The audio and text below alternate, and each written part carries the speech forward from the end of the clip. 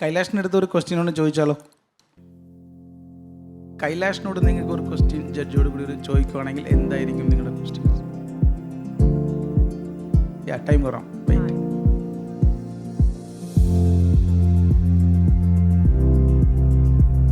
ഇത് എൻ്റെ കൂടെ ആൾ ഇങ്ങനത്തെ പണി തരുമെന്ന് ഞാൻ വിചാരിച്ചിട്ടില്ല. പക്ഷെ ഒരു കാര്യം, ഞങ്ങളൊരു തമാശയ്ക്ക് ഒരു ഫണ്ണായിട്ട് ചോദിച്ചതാണ്. മലയാള സിനിമയിൽ സ്ത്രീകളുടെ പ്രാധാന്യം എന്ത്? വെരി പവർഫുൾ ക്വസ്റ്റ്യൻസ് ആണ്. ഭയങ്കര ഡിഫറെൻ്റ് ഏരിയയിലാണ് പോയത്. What is your particular thoughts about the gender discrimination that women facing in the entertainment industry? Oh my god, that's a big area. ഒട്ടും തന്നെ വിട്ടുകൊടുക്കാതെ ജീവിതത്തിൽ നേടിയ വിജയം ഏതായിരുന്നു? ഏറ്റവും ലേറ്റസ്റ്റ് ആയിട്ടുള്ള എൻ്റെ പ്രതിസന്ധി നിങ്ങളുടെ ക്വസ്റ്റ്യൻസ് ആണ്. അപ്പം ഞാൻ മാക്സിമം ട്രൈ ചെയ്യാണ് സർവൈവ് ചെയ്യാൻ. What's the biggest fear you had in your life and how you overcame it? എനിക്ക് തോന്നുന്നു നമ്മൾ സിനിമയിൽ വർക്ക് ചെയ്താൽ മതി. കുറച്ച് ദിവസം കഴിയുമ്പോൾ നമ്മൾ ഭയങ്കര ഫിയർലെസ് ആവും. A woman can inspire from your life. What will it be and why? ഭയങ്കര ഐ ഓപ്പണിംഗ് ആയിരുന്നു ആ ഒരു മൊമെൻറ്റ്. അപ്പം ഒരു സ്ത്രീയുടെ ഏറ്റവും വലിയ ശക്തി അതാണ്. അവർക്കറിയാം ഏത് മൊമെൻറ്റിൽ ബോൾഡ് ആവണം. Could you consider me as your next heroine? Better you plan a drama, I'll come and join with you. Thank you so much, sir. I wish we can do that. ഇപ്പോൾ കുറേ നേരത്തിന് എല്ലാം ഇവർ രണ്ടുപേരാണ് question ചോദിച്ചുകൊണ്ടിരുന്നത്. അപ്പം നമുക്ക് ഇവിടെ നിന്ന് ക്വസ്റ്റ്യൻ അല്ല, അവിടെ നിന്ന് ഇങ്ങോട്ടുകൊണ്ട് നമ്മുടെ രാഹുൽ കൈലാഷിൻ്റെ അടുത്ത് ഒരു ക്വസ്റ്റ്യൻ ഒന്ന് ചോദിച്ചാലോ? എന്തെങ്കിലും ഒരു സാധനം ഐഡിയാസ് ഉണ്ടോ?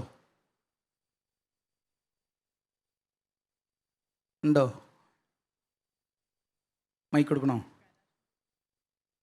കൈലാഷിനോട് നിങ്ങൾക്ക് ഒരു ക്വസ്റ്റ്യൻ ജഡ്ജിയോട് കൂടി ഒരു ചോദിക്കുവാണെങ്കിൽ എന്തായിരിക്കും നിങ്ങളുടെ ക്വസ്റ്റ്യൻസ്? അത് എഴുതുക. റെഡി? ടൈം കുറവാം. വെയിറ്റ്. Start now.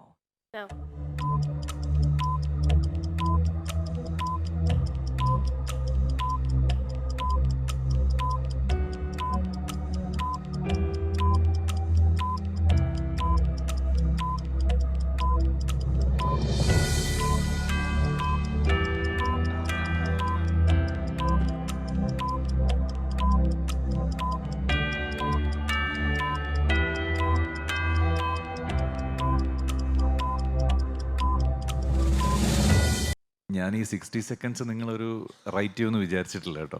ഇത് എൻ്റെ കൂടെ ആൾ ഇങ്ങനത്തെ പണി തരുമെന്ന് ഞാൻ വിചാരിച്ചിട്ടില്ല. ഞാനൊരു മാക്സിമം 10 സെക്കൻഡ്സിൽ 15 സെക്കൻഡ്സിൽ നിങ്ങൾ എഴുതി തീർക്കുമെന്ന് വിചാരിച്ചത്. പക്ഷേ ഇമ്മാതിരി ചോദ്യങ്ങളുണ്ടെന്നുള്ളത് ഇപ്പോഴാണ് എനിക്ക് മനസ്സിലായത്. പക്ഷേ ഒരു കാര്യം, ഞങ്ങളൊരു തമാശയ്ക്ക് ഒരു ഫണ്ണായിട്ട് ചോദിച്ചതാണ്. ആക്ച്വലി നമ്മുടെ ഈ റൗണ്ടിലത്തെ റിയൽ ക്വസ്റ്റ്യൻ ഇത് കഴിഞ്ഞിട്ടുണ്ട് കേട്ടോ. ഇതൊരു ട്രയലായിട്ട് നിങ്ങൾ കരുതുക, ജസ്റ്റ് ഒരു ഫൺ വേയിൽ. അപ്പോൾ അതുകൊണ്ട് ഇത് ചുമ്മാ നമ്മുടെ ഒരു ഇൻട്രാക്ഷൻ പോയിന്റ് മാത്രമായിരിക്കും. ഇത് കഴിഞ്ഞിട്ട് ഒരു in A serious not or in A that പോയിന്റിൽ നമ്മുടെ ഒരു ക്വസ്റ്റ്യൻ ഉണ്ടാവും. Is that okay? ഫൈൻ. അപ്പോൾ എനിക്ക് ഭയങ്കര ക്യൂരിയോസിറ്റി ഉണ്ട് ഇവരെന്ത് എഴുതിയെന്ന് അറിയാൻ. നിങ്ങൾക്ക് ശരിക്കും വായിക്കണം, അല്ലെ പിന്നെ എൻ്റെ പേപ്പർ തന്നാലും മതി കേട്ടോ. അവർക്ക് വായിക്കണം. Okay. Shall we start from this end? നമസ്കാരം കലിഷേട്ടാ. എൻ്റെ ചോദ്യം ഇതാണ്. മലയാള സിനിമ മാറുകയാണല്ലോ. ഈവൻ കൊറിയൻ സിനിമകളുമായി വരെ നമ്മുടെ മലയാള സിനിമ ഉപമിക്കുന്നു. അങ്ങനെയുള്ള സാഹചര്യത്തിൽ മലയാള സിനിമയിൽ സ്ത്രീകളുടെ പ്രാധാന്യം എന്ത്? Consider the fact the first female heroine Rosy had to elope from Kerala for acting the film. Very powerful questions ആണ്. ഭയങ്കര ഡിഫറെൻ്റ് ഏരിയയിലാണ് പോയത്. നമ്മൾ പലപ്പോഴും എല്ലാ ജനറേഷനിലും ഈ ഡിസ്കഷൻ ഉണ്ടായിട്ടുണ്ട്. താരൻ്റെ ഫാദർ KG ജോസ് സാർ ഉൾപ്പെടെയുള്ള ആൾക്കാർ സ്ത്രീപക്ഷ സിനിമകളിൽ നിന്ന് നമ്മൾ പറയുന്ന സിനിമകൾ എടുത്തിട്ടുണ്ട്. ഇപ്പോൾ ഏറ്റവും അവസാനം ഉള്ളൊഴുക്ക് എന്ന് പറഞ്ഞൊരു സിനിമ നമുക്ക് വന്നിരുന്നു. ഉറുശേച്ചിക്ക് നമുക്ക് നാഷണൽ അപ്രീസിയേഷനാണ് അല്ലേ, ലാസ്റ്റ് വീക്കാണ് നമുക്ക് കിട്ടിയത്. ഇതെല്ലാ കാലത്തും ഉണ്ടാവുന്നുണ്ട്. പക്ഷെ കൂടുതലും നമ്മുടെ ഒരു സൊസൈറ്റിയുടെ ഒരു വേ ഓഫ് അല്ലെങ്കിൽ ഒരു ഗ്രാമർ എന്ന് പറയുന്നത് കുറച്ചുകൂടി ഒരു മെയിൽ ഓറിയൻറ്റഡ് ആണ്. അതിൻ്റെ അർത്ഥം മെയിൽ മേലെയും ഫീമെയിൽ എവിടെയെങ്കിലും ആണെന്നൊന്നും ഞാൻ വിശ്വസിക്കുന്നില്ല. കുറച്ചുകൂടെ ആക്റ്റീവ് പോയിന്റിൽ അവരാണ് പുറത്തേക്ക് ഇറങ്ങുന്നത്. അപ്പോൾ അവരിലേക്കാണ് കഥകൾ പലപ്പോഴും സംഭവിക്കുന്നത് എന്നുള്ളതാണ്. That's A reality. അപ്പോൾ അതിനെ നമ്മളൊരു ആർട്ട് ഫോമായിട്ട് കാണുന്നു എന്നുള്ളതാണ്. ഓഫ് കോഴ്സ് ഇപ്പോൾ റോസി അദ്ദേഹത്തിൻ്റെ കാര്യം പറയുമ്പം ഹിസ്റ്ററി വായിച്ചാൽ നമുക്കത് മനസ്സിലാവും. ഏറ്റവും സിനിമയെക്കുറിച്ചോ കലാപ്രവർത്തനങ്ങൾ ഒരു സ്ത്രീ നടത്താൻ പറ്റാത്തൊരു കാലത്താണ് അദ്ദേഹത്തെ പോലൊരു ഒരാൾ അഭിനയിക്കാൻ ഇറങ്ങി. അതിൻ്റെ പേരിൽ നാട്ടിൽ ഒറ്റപ്പെട്ട് അവരൊരുപാട് എന്താ പറയുക മെൻ്റൽ സ്ട്രെയിൻ അനുഭവിച്ചൊരു സ്ത്രീയാണ്. അവരെ ബഹുമാനത്തോടെ നമ്മൾ കാണുന്നു.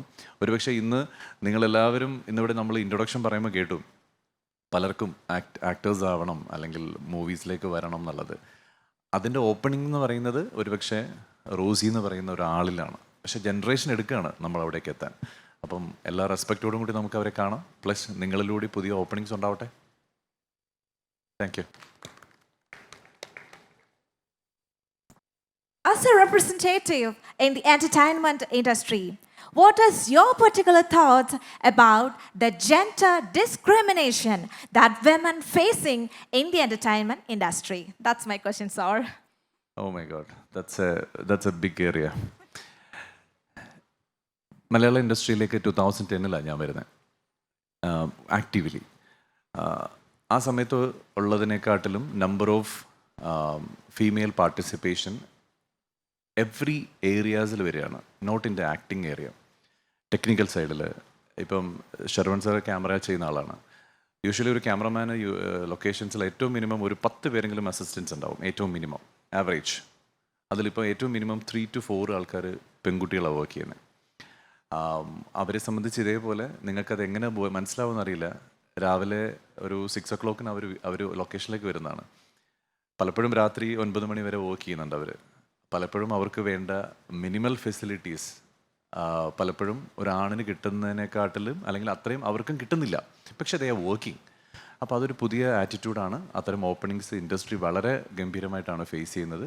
അതുപോലെ നമ്മുടെ ഡബ്ബിംഗ് സ്റ്റുഡിയോസിൽ ഒരുപാട് എൻജിനീയേഴ്സ് വരുന്നു. അതൊക്കെ വളരെ റീസെൻ്റായിട്ട് ഉണ്ടായതാണ്. പലപ്പോഴും ഈ സ്റ്റുഡിയോയിലെ എൻജിനീയേഴ്സ് വളരെ കുറച്ചാണ് ഫീമെയിൽ ആൾക്കാരുള്ളത്. അവിടേക്ക് വരുന്നു, എഡിറ്റിങ്ങിൽ വരുന്നു, സ്പോട്ട് എഡിറ്റിങ്ങിൽ വരുന്നു, ക്യാമറയിൽ വരുന്നു. അങ്ങനെ ഒരുപാട് ഏരിയാസിൽ പണ്ട് നമ്മൾ മേക്കപ്പിൽ പോലും ഒരു ഹെയർ സ്റ്റൈലിസ്റ്റ് മാത്രമായിരിക്കും ഫീമെയിലായിട്ട് ഉണ്ടാവാറുള്ളൂ ലൊക്കേഷൻസിൽ. ഇപ്പം നമ്മുടെ ലൊക്കേഷനിൽ എറൗണ്ട് ഒരു 100 ആൾക്കാരുണ്ടെങ്കിൽ ഏറ്റവും മിനിമം ഒരു 20% എങ്കിലും ലേഡീസ് വരുന്നു എന്നുള്ളത് ഇൻഡസ്ട്രിയുടെ പുതിയ ഓപ്പണിംഗ് ആണ്. അവർ വളരെ കഷ്ടപ്പെട്ടിട്ടാണ് എല്ലാ ദിവസവും അവരുടെ ലൈഫ് മുമ്പോട്ടേക്ക് പോകുന്നത്. അപ്പം ദാറ്റ്സ് എ ന്യൂ സ്പേസ്. അപ്പോൾ അത് ഇനിയും ഓപ്പൺ ആവട്ടെ.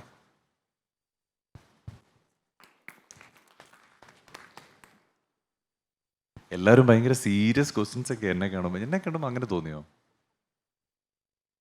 സർ, എൻ്റെ ചോദ്യം ഇതാണ്.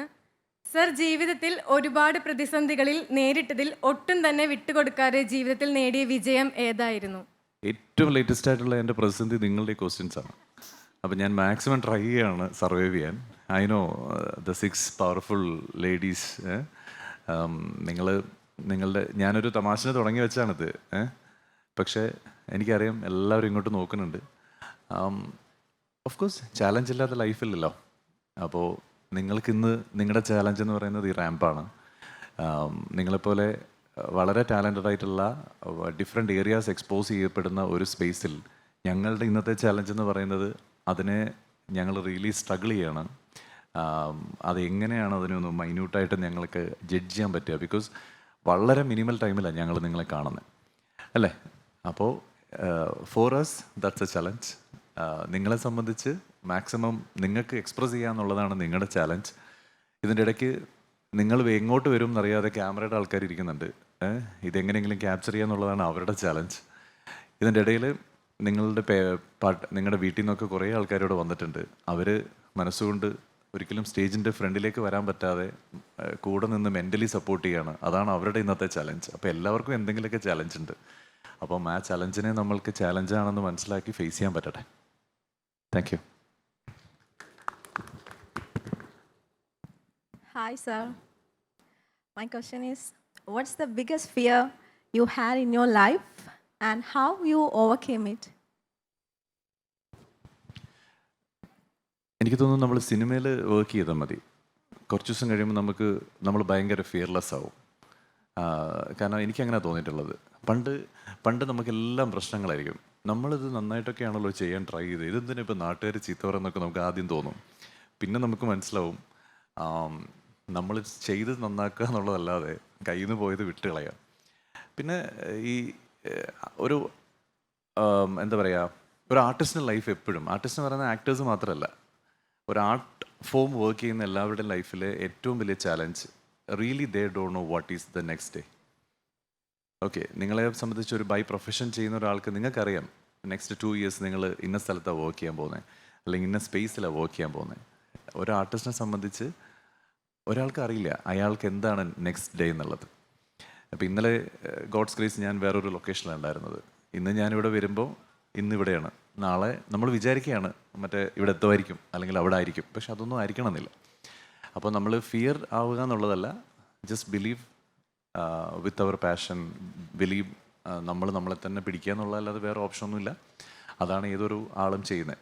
ഒരു ആർട്ടിസ്റ്റിൻ്റെ ഏറ്റവും വലിയ സറൗണ്ടിങ് എന്ന് പറയുന്നത് അവൻ എന്നും ഒറ്റയ്ക്കാന്നുള്ളതാണ്. കാരണം എന്ത് ചെയ്താലും ആൻസറബിൾ ആവേണ്ട ഒരു കാലത്താണ് നമ്മളുള്ളത്, അല്ലേ? അപ്പോൾ അത് ഫേസ് ചെയ്യാൻ എല്ലാ ആർട്ട് ഫോം പ്രാക്ടീസ് ചെയ്യുന്നവർക്കും പറ്റട്ടെ. Thank you. Thank you, sir. Hi, sir. My question is, if you can tell me one thing that a woman can inspire from your life, what will it be and why? ഞാൻ വിചാരിച്ചത് എൻ്റെ അമ്മ ഭയങ്കര പാവമാണെന്നാണ്. പക്ഷേ എൻ്റെ ഫാദറിൻ്റെ ഒരു hospital ഇഷ്യൂവിൽ doctors എല്ലാം പറഞ്ഞു നമുക്ക് എന്താ പറയുക, കുറേ ട്രീറ്റ്മെൻറ്റൊക്കെ ചെയ്തിട്ടും ഒരു ബെറ്റർമെൻറ്റ് കിട്ടുന്നില്ല. അപ്പോൾ നമുക്ക് എന്താ പറയുക, ഒരു ചാൻസ് എന്ന നിലയിൽ നമ്മൾക്കൊരു എന്തിനു പറയാം, നമ്മൾ മറ്റേ ഇത് കണക്ട് ചെയ്യുമല്ലോ, എന്താ വെൻറ്റിലേറ്ററിൽ കണക്ട് ചെയ്യണോ എന്ന് പറയുന്ന ഒരു പോയിന്റ് വന്നു.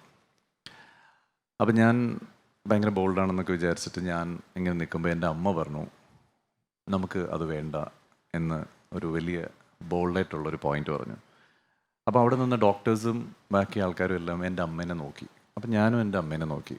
അപ്പോൾ എൻ്റെ അമ്മ പറഞ്ഞു നമ്മൾ ഇത്രയും ശ്രമിച്ചിട്ടും ഇത്രയും കാര്യങ്ങൾ ചെയ്തിട്ടും നമുക്ക് ആ ഒരു ആരോഗ്യം തിരിച്ചെടുക്കാൻ കഴിയുന്നില്ലെങ്കിൽ ഇന്ന് നമ്മൾ വെൻറ്റിലേറ്ററിൽ എടുത്താൽ നാളെ ഇതേ ആൾക്കാർ നമ്മളോട് ചോദിക്കും ആ വെൻറ്റിലേറ്റർ എടുത്തോട്ടെ എന്ന്. അത് ചിലപ്പോൾ നമുക്ക് സ്ട്രെയിൻ ആവില്ലേ എന്ന് ചോദിച്ച നിമിഷത്തിലെ ഒരു ബോൾഡ്നെസ് ഞാൻ ആദ്യമായിട്ടാണ് എൻ്റെ അമ്മയിൽ കണ്ടത്. അത് ഒരിക്കലും ഞാൻ എക്സ്പെക്റ്റ് ചെയ്യാത്ത ഒരു മൊമെൻ്റ് ആയിരുന്നു. അപ്പോൾ ഒരു സ്ത്രീ എപ്പോഴാണ് ശക്തിയാവുക എന്ന് ചോദിച്ചാൽ അത് നമുക്കും അറിയില്ല എപ്പോഴാണെന്ന്. അപ്പോൾ ഞാൻ ഒരിക്കലും വിചാരിക്കാത്തൊരു ബോൾഡ് ഡിസിഷനായിരുന്നു. ഞാൻ എൻ്റെ അമ്മയോട് ചോദിച്ചിട്ടില്ല, ഡോക്ടേഴ്സ് എൻ്റെ അടുത്താണ് ചോദിച്ചത്. സോ ആ ഏജിൽ എൻ്റെ അമ്മ അങ്ങനെ ഒരു പോയിന്റ് തിങ്ക് ചെയ്യുമെന്ന് ഞാൻ ജന്മത്ത് വിചാരിച്ചിട്ടില്ല. എൻ്റെ ഭയങ്കര ഐ ഓപ്പണിംഗ് ആയിരുന്നു ആ ഒരു മൊമെൻറ്റ്. അപ്പം ഒരു സ്ത്രീയുടെ ഏറ്റവും വലിയ ശക്തി അതാണ്, അവർക്കറിയാം ഏത് മൊമെൻറ്റിൽ ബോൾഡ് ആവണം എന്ന്. സോ നിങ്ങൾക്കും അതിനെ കഴിയട്ടെ.